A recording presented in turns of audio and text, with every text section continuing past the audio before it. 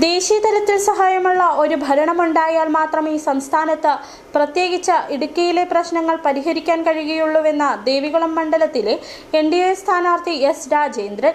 ഈ തെരഞ്ഞെടുപ്പിൽ ചർച്ച ചെയ്യേണ്ട വിഷയങ്ങൾ നിരവധിയുണ്ട്. വന്യജീവി വിഷയവും തോട്ടം തൊഴിലാളികളുടെ പാർപ്പിട വിഷയവുമെല്ലാം പരിഹരിക്കേണ്ടതായുണ്ട്.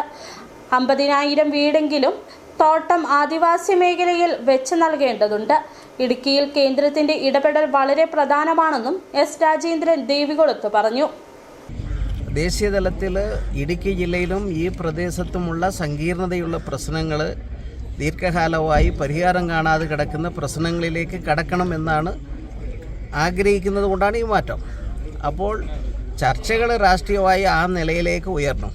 ഇപ്പം റോഡാകട്ടെ, വന്യജീവികളുടെ പ്രശ്നമാകട്ടെ, തോട്ടം തൊഴിലാളികളുടെ പാർപ്പിടവും അവരുടെ താമസ സൗകര്യവുമാകട്ടെ, സാധാരണക്കാരുടെ ആദിവാസി മേഖലയാണേലും തോട്ടം മേഖലയാണേലും മറ്റ് വീടുകളില്ലാത്തവരുടെ ആണേലും ഒരു 50,000 വീടെങ്കിലും അത്യാവശ്യമായി പ്രദേശത്ത് എത്തിക്കേണ്ടതുണ്ട്.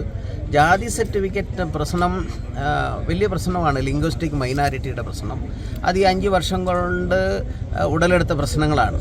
അതുകൊണ്ട് കേരളത്തിൽ പരിഹരിക്കാൻ പറ്റുന്ന പ്രശ്നങ്ങളല്ല ഇത്. ഏത് മുന്നണി വന്നാലും കഴിഞ്ഞ കാലങ്ങളെ സംബന്ധിച്ച് പരാമർശം ഞാൻ ആഗ്രഹിക്കുന്നില്ല.